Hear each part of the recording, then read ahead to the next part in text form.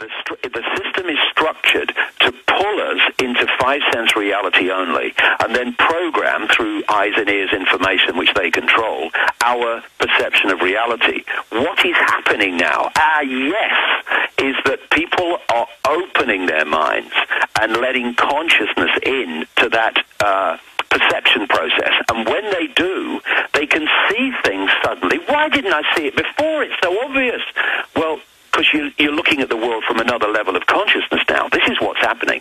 This is what they're terrified of, because they know if enough people do this, game over. Because they can only control us through body-mind. They can't control us through consciousness. And therefore, the more people that awaken, and my goodness, the exponential curve now is extraordinary, the more this system loses its grip on human perception. And it loses its grip on human perception, it loses its grip on human enslavement. Well, that was my final question, is that the more they attack us, the more we resist. All I see is an awakening. And I see the system... It's incredible. The number of the people... I mean, you'll know this, Alex. I mean, people listening to this program will know this. How people now, who you'd have said, never them, never her, never him, never. And they're now going, hold on a second, this has started to make sense. And you're going, not you. I mean, people are now awakening who very short time ago, mate, would have laughed this stuff in the face. And that's the level of transformation that's now going. And we've seen nothing yet. But, of course, as this happens, the cornered rat is going to throw everything at us to try to hold on to its power. And there's going to be a lot of challenges, and it's going to be a lot of upheaval, and it's going to create as much chaos as it can so that we get pulled in the five senses of fear and anxiety and, oh, my God. But it's not got the power to ultimately prevail. It's not. But it can cause a lot of problems for us, as it already is. And that's what the new war is about. That's what it's all about. Yeah. What's the name of the new book coming out? Remember Who You Are. And it's a multiple. It's not just about that one, thing that comes to mind when you say that. It's a massive tapestry of information. But remember who you are. Yeah, you're not Ethel Jones. You're not Charlie Smith. You're not your job. You're not your income bracket. You're not your color or your race. That's what you're experiencing. You are consciousness, all-powerful, infinite, eternal consciousness. All that is, can be, and ever will be. And when we move to that perception of self, to that self-identity, suddenly, power's little me, I just work down the store, forget it. That's an experience. It's not who you are. And this recognition of our true self and our true power is what's going to bring this house of cards down. Because the house of cards is held together by us believing the illusion that we're only little me. You know, David, not only is the public on fire, the general population waking up, I don't think in probably 50 interviews, just a guesstimation, I've ever heard you this energized. In fact, it's painful to even end this interview with you now because I can't imagine what else you have to say. You sound like you are on fire right now. Oh, yeah, I am. I'm energized. You know what it's like? You know when you bang your head against a wall and you get a headache and then suddenly the wall starts to crumble, you think, hey, I'll bang it some more now. And to see the light go on in so many people, I mean, the 2,000 people turning up in just one part of Australia, which has a population of only 22 million.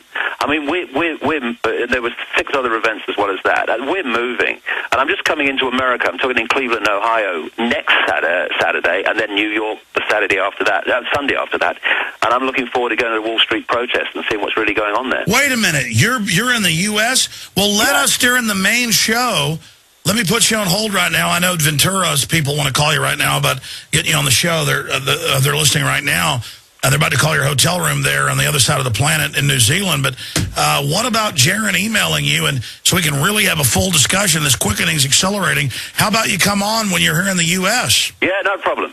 Do they go to davidicke.com to find tickets and all that? Yeah. It's very simple. If they go to davidicke.com, it's all there. Yeah, but it's amazing what's happening, Alex. It really is. And well, David, I'll say this in closing, and I'm going to go to break and say bye to you during the break, and then Michael's going to give you a call from Ventura's people. But I can feel it. I mean, whatever it is, whether you're right or wrong, this is not of this world. Like the devil, as Christians say, whatever. There is a system of evil tying things together that you can only describe as extraordinary and anti-human, and whatever it is.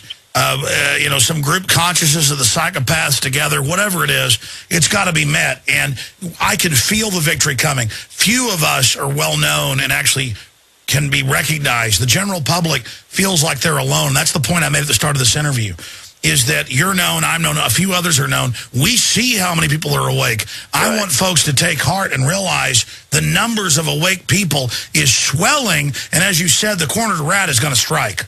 Yes, it is, but it's not going to prevail. It's not going to prevail. It's striking out of panic to a large extent because it's trying to keep the lid on this. It's no accident that it's the same time that this awakening is happening, it's the same time that they're throwing everything they can at us. It's because they're trying to keep the lid on this, and they can't, and therefore they better get used to it. Well, all I can say is excellent job with everything you're doing, David, davidicke.com. Again, where all are you speaking in the U.S.? Cleveland, Ohio, in a week Saturday, and then New York the following Sunday. I need to get out to one of those events. David, I still have never met you in person. I know. Come to New York, mate. I guess I can let the TSA grab me. You know what? Is that not slave training for these serpents to put their hands on us? Oh yeah. I mean, all this stuff of the rub down for children and stuff. It's preparing children to find that totally acceptable.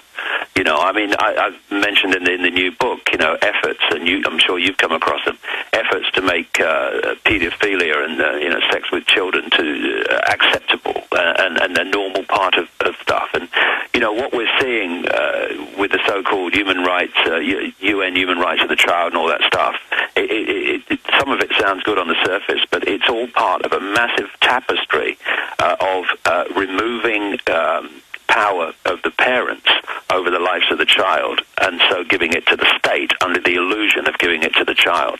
This is why these horrendous bloody vaccines that they're doing for girls and offering it for trying to getting in for boys now. That some states are, or some authorities are saying that the girl must have the right to decide if they have it, not the parents. So it's all part of this eroding of parental influence over their children, because the state wants the kids. And Brave New World, Aldous Huxley, it's all in there. Well, David Icke, we're going to go to this little promo for the money bomb we're doing right now, and I'll say bye to you during this break.